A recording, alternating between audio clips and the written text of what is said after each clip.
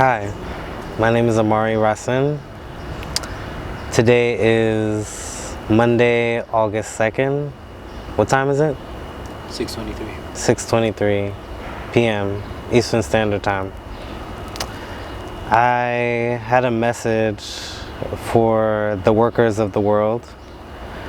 I want to introduce myself, introduce Maroon Society, and also just talk about like who I'm trying to connect with. Like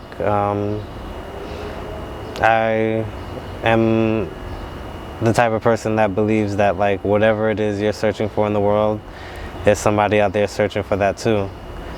But I also need to get grounded because the words that I have to say feel really heavy, and I feel like I'm trying to balance the weight of it. So yeah, join me while I while I try to do that, and bring or invoke the spirits of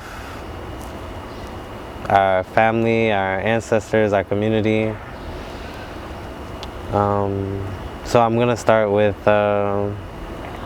reading this living prayer that I wrote last night to prepare for speaking about this and like sending this message to y'all. But I'm gonna invoke the element of fire for my birthday, which is on Wednesday, August 4th. I received a gift of a candle and I wanted to light it now. This is a Harriet Tubman candle. She's a secular saint, patron saint of leaders, navigators, and the vigilant. Saint's Day is March 10th. It says on the back here, Saint Harriet, you set forth to claim your stolen liberty, then, risking all, retraced your steps to guide scores of captive souls to freedom. You placed yourself first only when advancing into danger. With the faith of a prophet, you led our people out of bondage, and once battles were ended, you cared for the old, the young, the sick, and the injured. Teach us to walk as you did, toward the light of justice, never traveling alone. Amen.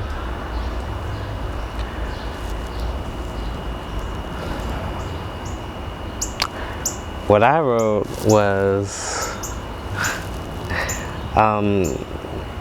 called A Litany for Freedom, because I was inspired by Audre Lorde. She has a poem called Litany for Survival, and I was like, yo, I've been surviving for a long ass time, but you know, I got petitions, all kind of petitions for survival, but do I have a petition for freedom, you know? And I've been thinking about like what's been holding me back in this collective I started. I launched last Black August, Maroon Society, and I launched it by collaborating with Black Trans Media, and I did a political education talk about Black radical imagination and the inevitable fall of capitalism. And then yeah, the whole year while we've been dealing with this COVID stuff, it's like I just been I don't know, thinking about what I need to do, and I'm like, okay, I have this vision for like Maroon Society and stuff, but like I can't really I don't have time to like really you know, pour or nurture those things, or that vision that I had, because I was like, oh, I'm too busy, I gotta focus on my mental health, or I'm too busy, I gotta focus on school. And then when I did have time, I was like, you know, making up excuses for why I couldn't do the work that I needed to do. And it was like, I don't know, just weird. I had to get to the root of it, and I realized like it all had to do with the way that I thought about myself. And like I wanted to make a YouTube channel, and then like I was thinking about two parts of it. So when you are doing YouTube, you have to consider the research aspect, the prep, you know, like make sure you know what you're talking about before you know, get on the camera. I was like, you know, am I enough? You know, can I like really study these, excuse me, these books and I don't know, these movies and stuff, and like be able to, you know, translate what I've learned and stuff like that. And so I had that thought in my head. And then the other thought was the other side of YouTube, which is like, you know, your personality. I'm like, yo, I'm so different, you know, or am I gonna be able to connect with people and stuff? Like, so I had to like really heal that. And like, you know, 25 was a year of doing a lot of shadow work for myself. And like, you know, now that I'm about to step into 26, you know, on the 4th, I was just like, nah, I gotta really walk into that transformation that I'm looking for. So I'm gonna light this candle, but before I do that, I'm gonna say the living prayer I wrote. It's called the Litany for Freedom. God, I pray that the people be united, that we love ourselves and each other more deeply. Just like a phoenix, I pray that when we look at the mirror, we are present for our transformation. Where others see ashes, I pray we notice the freedom of becoming fire. Ashe.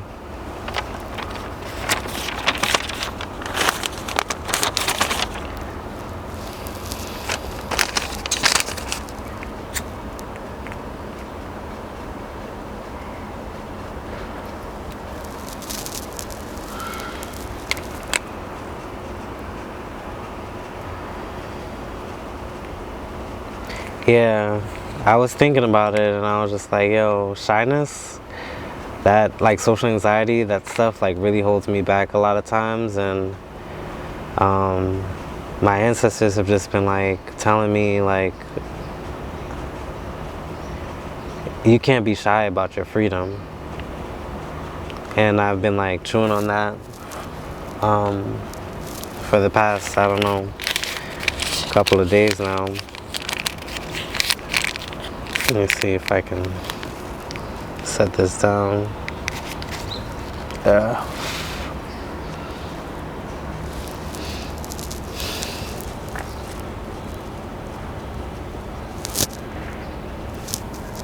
Actually, I'll hold it.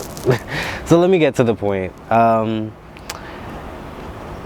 reason why I am making this video is because I want y'all to learn a little bit more about me, but also about Merman Society. And like some people are like, oh, you know, is this like an art collective? Or, you know, because that's like when people think collective, the word associated is usually like art collective. But this is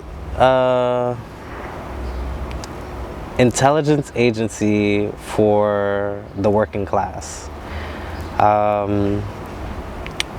There's a reason why I was drawn to the Harriet Tubman candle, and it's because I thought about it and I was like, you know, Harriet Tubman, she was able to get free and help others get free because of the simple fact that she was a spy. You know, like the working class, like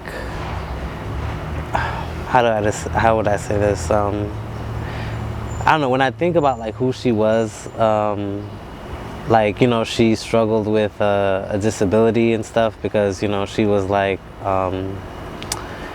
received like a blow to the head when she was like younger. And then she was also 5 foot tall, you know. And I think about that, and like I think about slavery and like capitalism and like the workforce in general.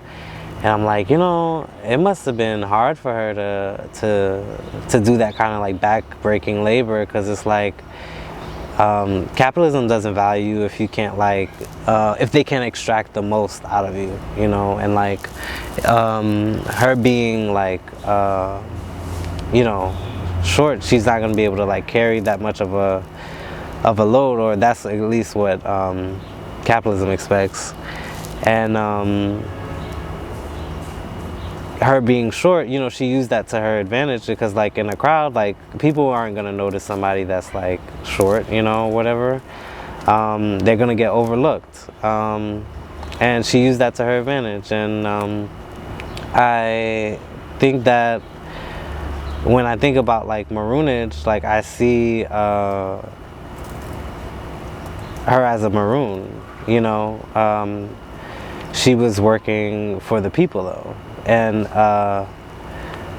when I think about like ballroom community, that's who I really need this message to get out to. So if you know somebody in ballroom, anybody, share this with them. Share this on the Shade Room. Share this on Worldstar Hip Hop, wherever you can.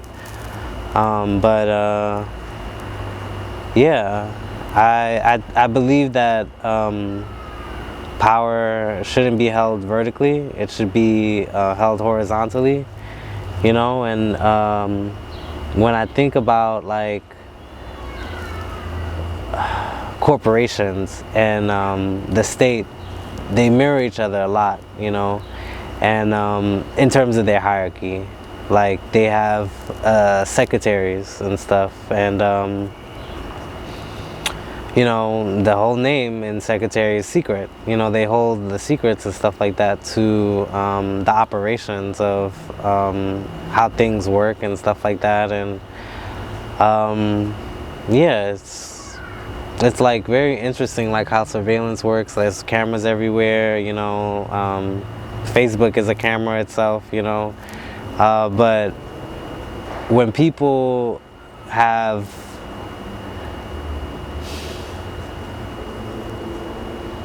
you know, it's just interesting to me that like the government and corporations have all this surveillance technology and stuff, but like, and they're like, oh yeah, we need to have secrets and, you know, all this stuff.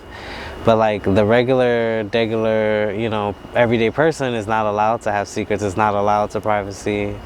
But you know, people who are in relationship with colonization, you know, they're allowed secrets. So yeah, I was thinking about that, and I was thinking about the ballroom scene, and I was thinking about like how voguing started, or so I've heard, voguing started in prisons. And I don't know, some scholars, you know, they like go back and forth about whether or not that happened. But what I do know is like language is very funny. And in the ballroom scene, if y'all have watched Pose, or if y'all watched what's that other show, Legendary, you'll notice that they say like, you know, they have houses and stuff, but like if you want to perform and you don't have a house, you are a 007, a free agent. So, you know, I feel like the ballroom community has a lot of potential for organizing, and you know, people are already aligned with Maroonage, they're just not naming it that. And yeah, I feel like if we can create a way of like getting information to everyone, like I want to talk to the maids, you know, the secretaries, the homeless, the sex workers, especially the sex workers, because when I think about Marsha P. Johnson, and I think about Venus Extravaganza, and I think about like black trans women, and how they just ended up like missing, like, um, whether it be like a civilian kidnapped them or the state. But I was thinking about it and I was like, yo, Marsha P. Johnson went missing, Venus Extravaganza went missing, but like, why? Like, it has to be deeper than like somebody thinks that they're like a sexual or a gender deviant or whatever. Like, it has to be deeper than that. And I thought about Malik Yoba, and I thought about like when he was speaking about like his attraction to trans women, and younger trans women came forward who were like, no, this dude is like exploiting us, and they were also talking about like how so many trans women who are sex workers, they're like, I've been in situationships and like relationships with like politicians and ball players and rappers. I was like, that's why they got a target on their back. Because they're holding the secrets to like the world. Nobody tells you more about who they are than like when you're laying in bed next to them. And yeah, I was like, I want to make sure these people are protected. Maroon Society is going to be a sanctuary for whistleblowers, because I feel like it's a huge sacrifice to tell the truth. And I feel like when you do tell the truth, you free other people, and you at least deserve to be protected for that. But I don't have much time, so what I was gonna finish off saying is,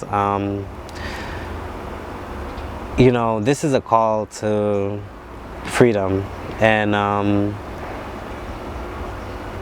wanted to at least give the invitation for people to collaborate, because so far I've been doing Maroon Society by myself, and I definitely feel like I want to be in solidarity with and reciprocity with other people. So Maroon Society, as far as like the programming goes, when I think about what it means to be a Maroon, I think about transformation, and I think about like alchemy, and I think about change. And we desperately need change right now, and not just that, but like we need to get like comfortable in change, and like being able to be like adaptable to every situation, and be present, and like use the gifts that God, the universe, whoever, Mother Nature has given us.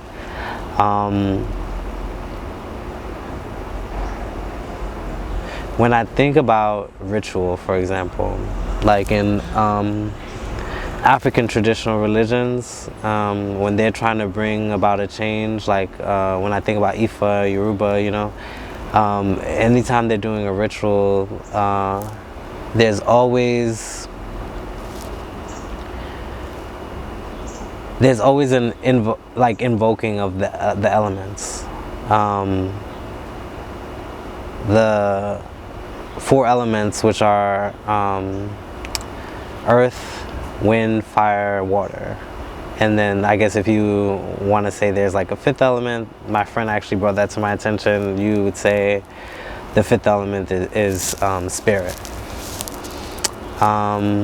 So yeah, as far as what Maroon Society is trying to do, the mission, yeah, it's definitely about transformation, and the process to get there, I've called it Operation Mama Phoenix.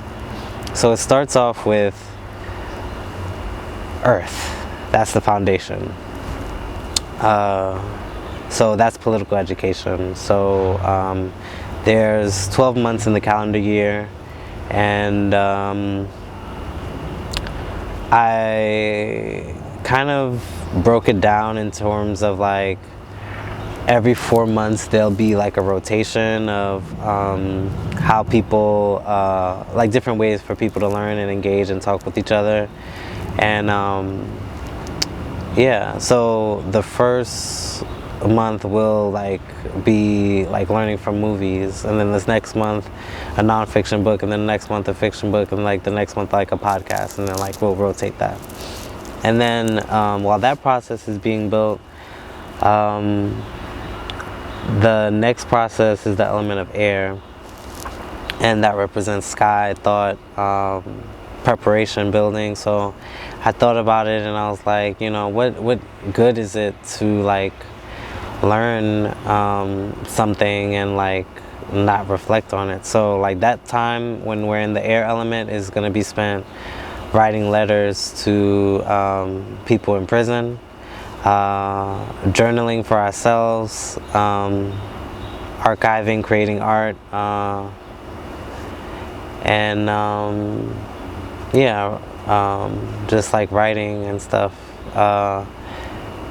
and then like, yeah, also creating our own philosophies. I feel like I'm gonna share by the end of the video what like Maroon Society's philosophies are, but whoever I'm collaborating with, like I want, you know, you to trust in your own voice. You know, I want you to come up with your own philosophies. Like there's definitely something that, or an angle that I might not be seeing that you might be seeing, and same thing with me, you know, and like we could collaborate and we could share.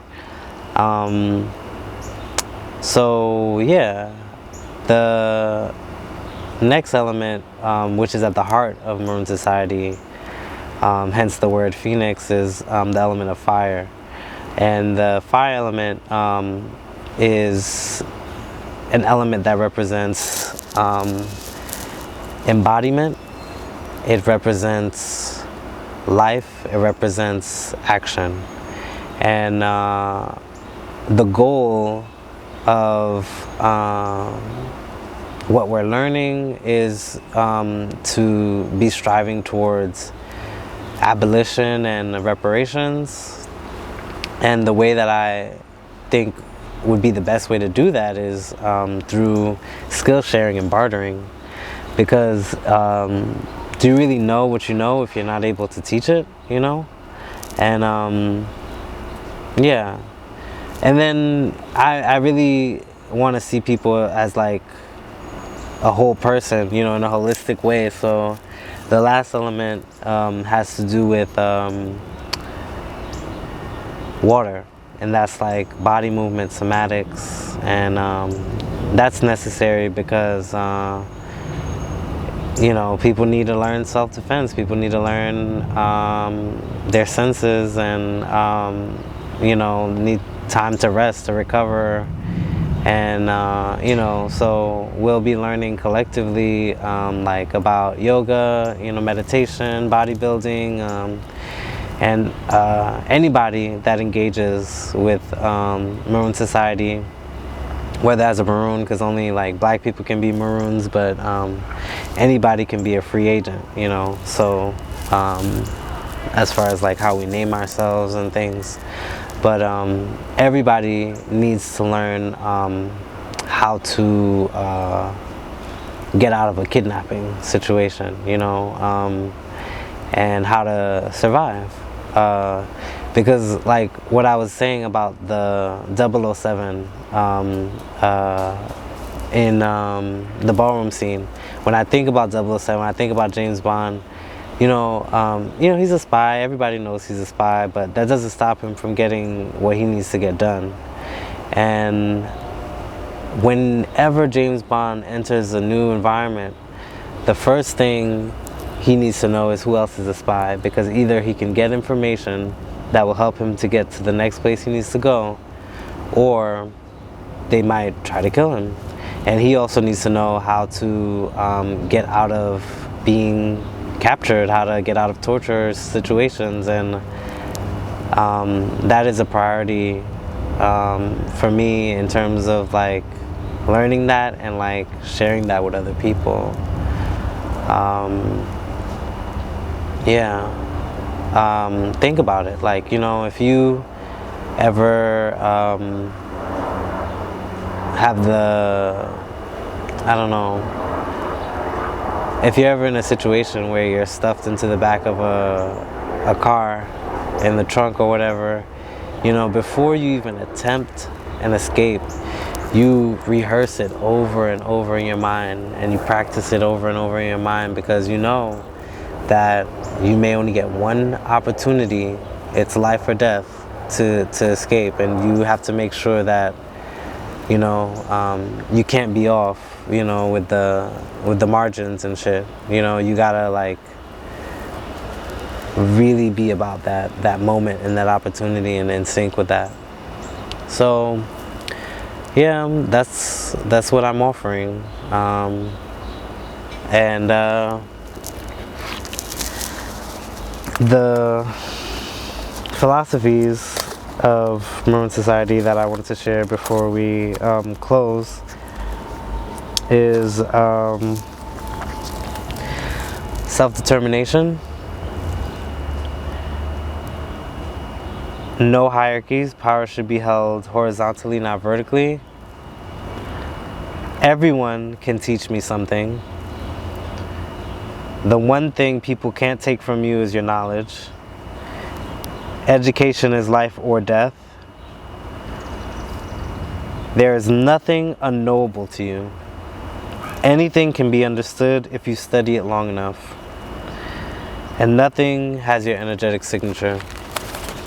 Now, knowing that,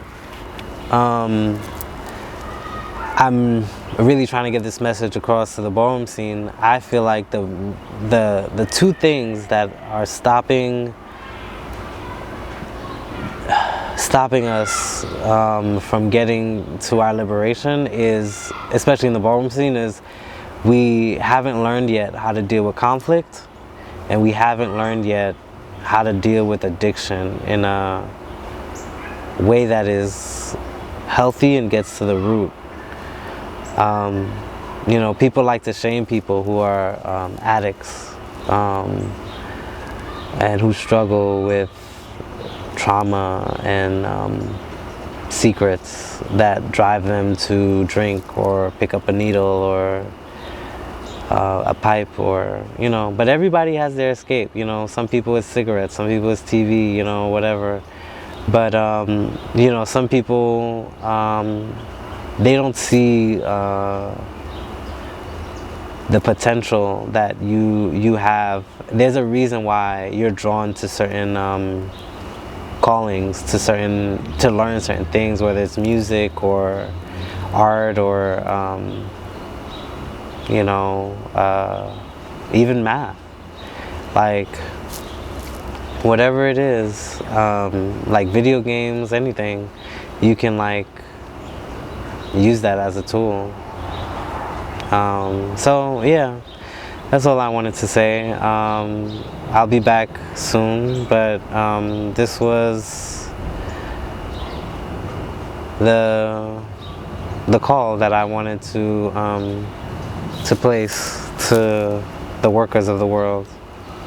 Let me know how I can be in solidarity with any of y'all, and all I ask is that you share this information with whoever you think might benefit. Thank you.